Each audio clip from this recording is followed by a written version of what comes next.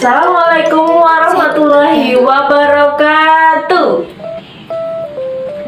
Perkenalkan, nama saya Alivia Wahyu Purwandini dari Prodi PLB kelas 22B. Di video kali ini saya akan menjelaskan tentang apa itu tunadaksa. Hal pertama yang akan kita bahas adalah definisi dari tunadaksa. Apa sih tunadaksa itu? Tunadaksa merupakan kondisi di mana kurang lengkapnya anggota fisik. Bisa juga disertai oleh kondisi mental, perilaku, dan bicara. Tunadaksa bisa disebabkan oleh beberapa hal. Penyebabnya ada 3, yaitu saat prenatal, postnatal, dan natal. Yaitu sebelum kelahiran, sesudah kelahiran, dan saat kelahiran. Yang sebelum kelahiran ada beberapa hal, yaitu ada benturan, obat-obatan, virus, genetis, dan lain sebagainya. Sedangkan saat lahir bisa terjadi karena ada prematur, ampute atau bagian tubuh yang terpotong, dan juga mengalami kesalahan saat proses kelahiran. Sedangkan yang terakhir yaitu saat postnatal, bisa disebabkan oleh kecelakaan, pola hidup, narkoba, dan lain sebagainya. Tunadaksa ada beberapa bagian yang bisa dikategorikan sebagai tunadaksa. Yang pertama ada otot, tulang, kerangka, persendian, kecelakaan, kerusakan otak, dan juga kongenital. Apa sih kongenital itu? Sepertinya tidak pernah dengar. Kongenital merupakan kelainan bawaan. Kelainan bawaan atau kelainan kongenital adalah kondisi tidak normal yang terjadi pada masa perkembangan janin. Kelainan ini dapat mempengaruhi fisik atau fungsi anggota tubuh anak sehingga menyebabkan cacat lahir. Pada banyak kasus, kelainan kongenital terjadi pada 3 bulan pertama kehamilan, yaitu ketika organ tubuh bayi baru mulai terbentuk. Kelainan kongenital umumnya tidak berbahaya, tetapi ada pula yang harus segera ditangani. Kelainan kongenital bisa terdeteksi pada masa kehamilan atau saat bayi dilahirkan. Namun, ada juga kelainan kongenital yang baru bisa diketahui pada masa tumbuh kembang anak. Misalnya adalah gangguan pendengaran. Dampak dari kelainan bawaan itu yang pertama adalah ada adaptasi. Adaptasi juga ada beberapa yaitu ada infeksi, malnutrisi. Selain itu juga berdampak pada geraknya. Lalu kita akan membahas tentang klasifikasi. Yang selanjutnya kita akan membahas tentang tunadaksa yang memiliki kelainan pada otaknya. Yang pertama yaitu cerebral palsy. Untuk kalian yang belum tahu cerebral palsy itu apa sih? Cerebral palsy merupakan suatu ketidakmampuan, kondisi atau ketidakmampuan dari otaknya sehingga anggota gerak tubuhnya juga terganggu ya. Mereka kalau kita dalam orang normal biasanya menganggap itu seperti stroke ya, padahal itu hal yang sangat berbeda gitu loh. Lalu selain itu ada kelainan pada sistem otot dan rangka. Yang kedua adalah kelainan pada sistem tulang dan rangka, musculoskeletal system. Ada yang terjadi saat postnatal yaitu poliomyelitis, muscle dystrophy, lalu ada spina bifida. Yang Yang ketiga ada kelainan ortopedi, yaitu kelainan bawaan atau dalam bahasa Inggrisnya disebut congenital deformities. Yang pertama kita akan membahas tentang cerebral palsy. Itu spastik, tremor, atetosis, rigid. Saya juga akan menjelaskan satu-satu apa yang saya sebutkan tadi. Yang pertama adalah spastik. Spastik merupakan cerebral palsy dengan jenis kaku sebagian atau seluruh bagiannya. Ada yang cuma kaku di bagian kaki saja, ada yang seluruh bagian seperti murid saya itu mengalami kaku hampir di seluruh bagian. Jadi sangat susah untuk mereka berjalan, memegang sesuatu, lalu melakukan kegiatan sehari-hari tentunya ya. Dan juga mereka susah untuk menggerakkan bagian rahangnya, sehingga mereka setiap hari itu ngeces ya kalau kita bilang ya. Lalu atetosis juga mengalami gerakan tidak terkontrol, seperti tiba-tiba kaget ya, seperti ini tuh. Jadi ketika mereka melakukan suatu pembelajaran atau saat melakukan sesuatu lah, misal seperti kita melakukan pembelajaran memasak, mengoles roti. Saat mengoles roti, anak itu tiba-tiba melakukan gerakan tidak terkontrol, seperti tiba-tiba kejang ya, hampir seperti kejang sih, tapi ini lebih ke kaget ya. Tiba-tiba mengoles roti lalu seperti itu. Mereka melakukan gerakan tidak terkontrol. Bagian tubuh yang terkena cerebral palsy disebut hemiplegia atau diplegia. Hemiplegia berarti satu sisi tubuh yang terpengaruh. Sementara diplegia artinya berarti ada dua anggota badan yang terpengaruh. Jika satu anggota badan yang terpengaruh disebut monoplegia, dan saat semua 4 anggota badan dan biasanya seluruh tubuh terpengaruh disebut quadriplegia. Yang ketiga yaitu rigid, di mana kaku semua anggota badannya, seperti tangan, kaki kaku seperti ini ya. Jadi sangat susah untuk mereka melakukan membalikkan tangan seperti ini. Jadi mereka sudah susah seperti ini. Kakinya juga, sehingga kalau orang normal berjalan lurus, ada anak cerebral palsy yang berjalannya itu seperti kepiting, seperti ini. Susah sekali untuk menggerakkan anggota badannya untuk berjalan ke depan, dan juga untuk memegang sendok, misalnya memegang sendok sangat susah sekali. Lalu yang terakhir ada tremor. Tremor itu merupakan gerakan ritmis dan berulang, seperti mereka tiba-tiba mungkin begini-gini, atau kakinya sering bergerak seperti ini ya. Kita kalau misalnya waktu ngapain, kita tiba bergerak sendiri kakinya, seperti itu disebut dengan tremor ya. Lalu yang selanjutnya ada polio.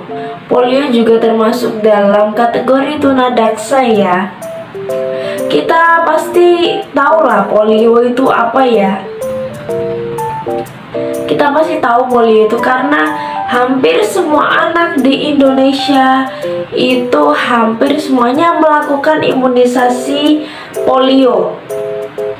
Dan masyarakat Indonesia sangat dianjurkan untuk mengimunisasi polio ini.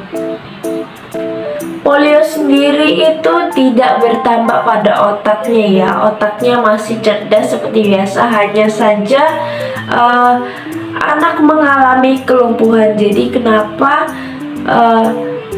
suntik polio ini sangat penting ya, karena polio ini darahnya dari virus. Jadi kita harus benar-benar mengikuti instruksi dari dokter dan juga pemerintah. Jangan tidak mau suntik karena mungkin kandungan obatnya mereka belum percaya, karena polio ini sangat berbahaya ya bagi kita ya, dan juga untuk anak-anak juga. Yang selanjutnya adalah muscular dystrophy, yaitu pengecilan anggota tubuh. bisa juga kita sebut sebagai stunting ya, pendek, cebol seperti itu. Itu juga masuk dalam kategori tunadaksa. Anak-anak yang memiliki stunting ini mungkin mereka sudah berusaha keras ya. Yang selanjutnya ada spina bifida. Ini biasanya cenderung menyerang bayi, seperti kelainan tulang belakang, ruas belakang tidak tertutup dengan sempurna, dan akibatnya adalah anak tidak bisa duduk, susah untuk duduk ya. Lalu jaringan otot juga tidak berkembang dengan sempurna sehingga menyebabkan anak mengalami kelumpuhan. Lalu yang selanjutnya adalah congenital deformities, yaitu kelainan bawaan. Congenital deformities sendiri dibagi menjadi dua, yaitu kelainan bawaan pada bagian atas dan juga bagian bawah. Anggota tubuh bagian atas dan anggota tubuh bagian bawah. Anggota gerak atas. Yang pertama adalah anggota gerak atas ya. Anggota gerak atas itu apa sih? Misalnya seperti tangan, jari seperti ini ya. Kurangnya jarinya kurang lengkap, atau jarinya kelebihan, itu juga masuk dalam kategori tunadaksa. Jari kurang sendiri disebut dengan sindaktilus. Biasanya ada orang yang jarinya cuma 2 seperti ini, ada yang jarinya 4, pokoknya kurang dari 5. Lalu yang selanjutnya adalah Sprengel disease. Bahunya lebih tinggi sehingga kepalanya tidak bergerak dengan benar ya, tidak bisa bergerak dengan leluasa seperti kita ini ya. Lalu yang selanjutnya ada torticollis, atau kepalanya tegang, kepalanya miring, susah seperti ini ya, susah sekali untuk bergerak leluasa seperti kita.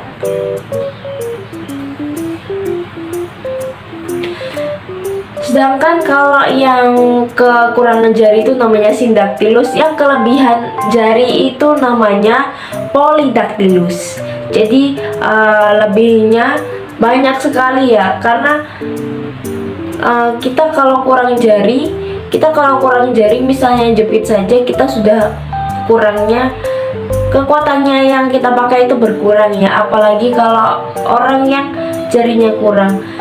Mungkin kalau jarinya lebih, kekuatan yang didapat lebih banyak mungkin ya.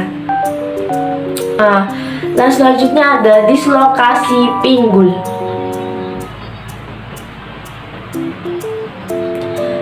Pertumbuhan otot sendi di pangkal paha itu tidak sehat, maka sehingga kepala sendinya itu tidak bisa masuk ke dalam mangkok sendi.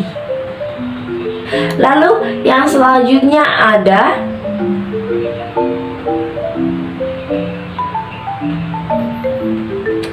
genu recurvatum.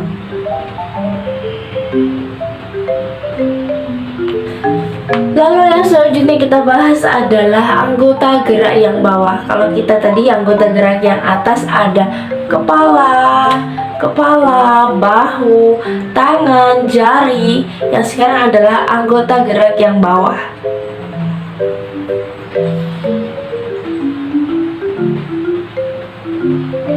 Yang pertama adalah pseudoarthrosis.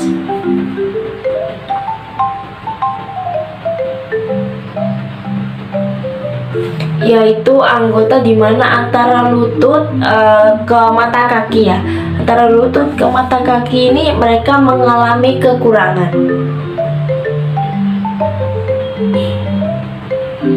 Lalu yang kedua adalah clubfoot. Bukan klub sepak bola ya, bukan.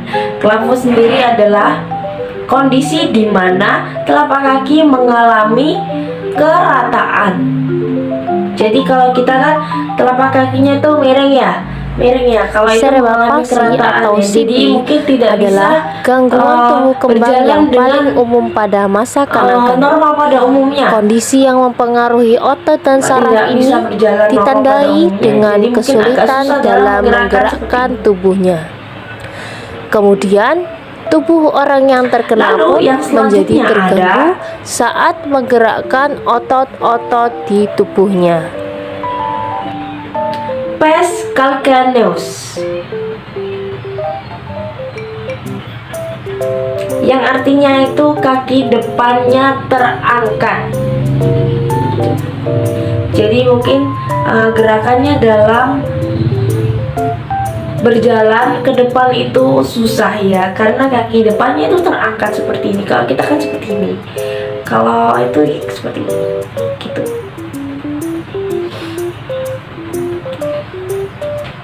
Lalu yang terakhir adalah pes cavus.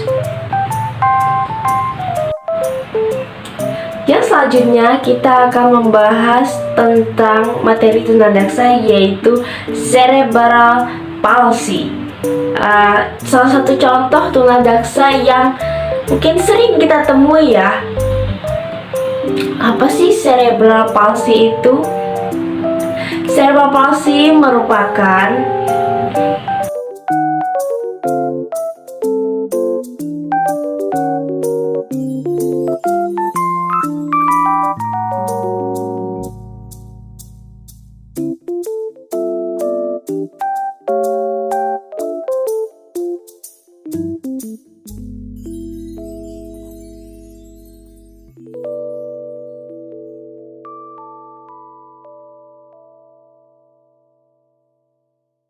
cerebral palsy merupakan kelainan pergerakan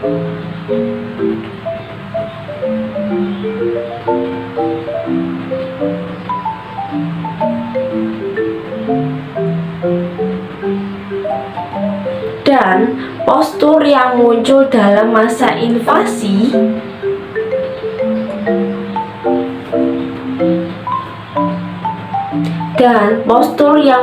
di antara masa invasi dan masa kanak-kanak.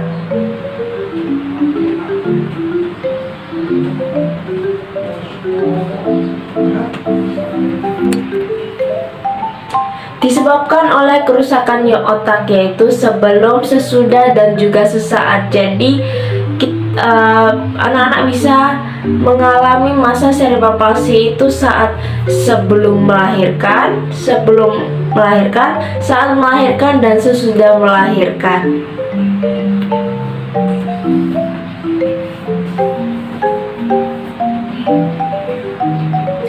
Cerebral palsy itu bukan cuma satu jenis penyakit aja yang ada ya, tapi ada beberapa penyakit juga yang di dalamnya ya. Seperti tadi bisa juga masuk ke dalam kategori multi handicap ya. Jadi ada anak cerebral palsy yang terganggu pada bagian kecerdasannya juga, serta perilakunya juga ya.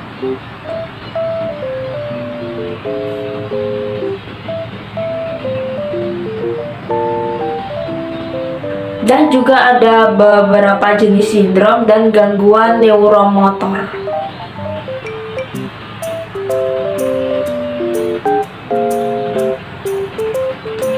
Dan apakah cerebral palsy ini bisa disembuhkan?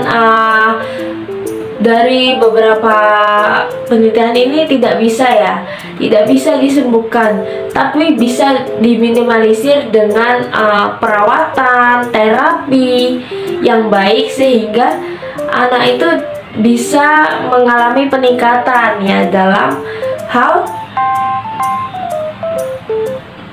bina diri ya, seperti itu.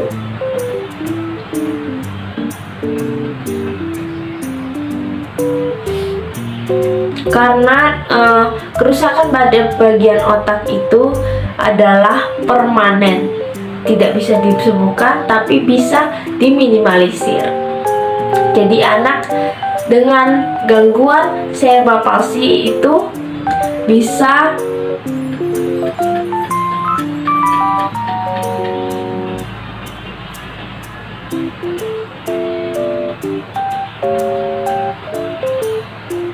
berkurang tingkat cerebral palsinya ya.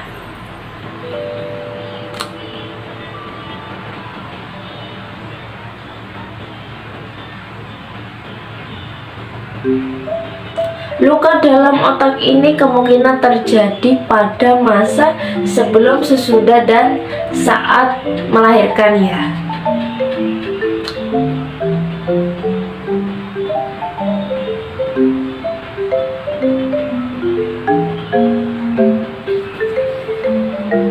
Cerebral palsy sendiri disebabkan oleh neonatal asphyxia.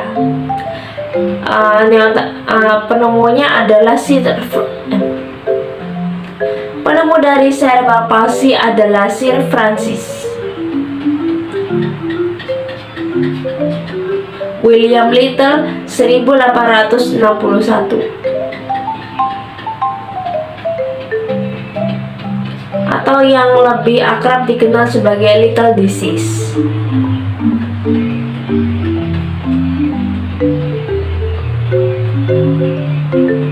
Cerebral palsy juga cedera sistem saraf pusat ya.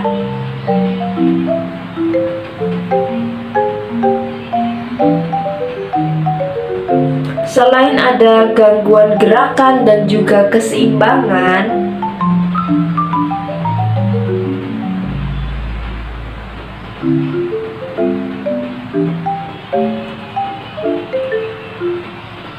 juga terjadi disfungsi manifestasi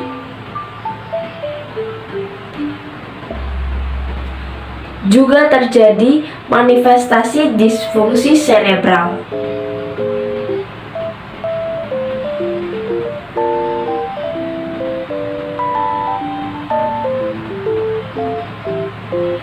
Terus juga ada lesi otak. Lesi otak sendiri seperti yang tadi ya, tidak bisa disembuhkan tapi bisa diminimalisir.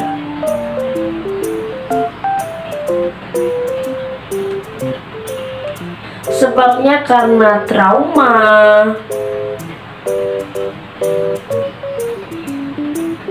penyakit, dan juga cacat saat lahir.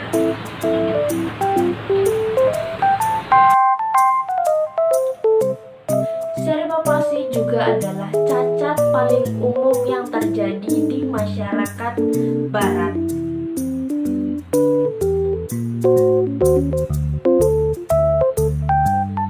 Kejadiannya 2-2,5 per 1000 orang.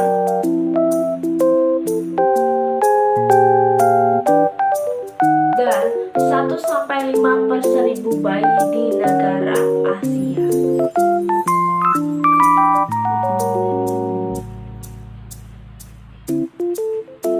Dan 1-5 per 1000 di berbagai negara yang lain.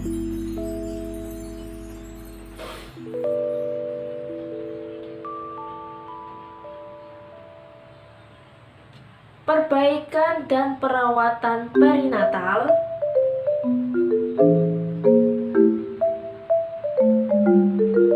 dan juga kebidanan atau obstetrik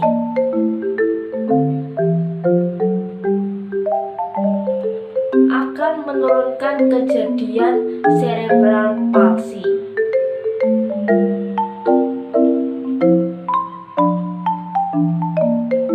Kasus cerebral palsy meningkat di tahun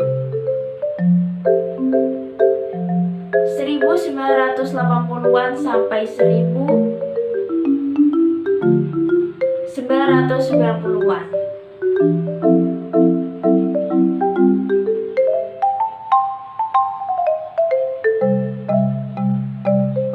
Ya, itulah tadi merupakan penjelasan dari saya tentang tunadaksa. Semoga bermanfaat dan bisa menjadi pelajaran bagi kita semua.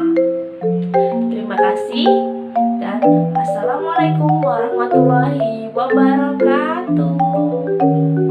Kita berjumpa di video pembelajaran yang selanjutnya. Thank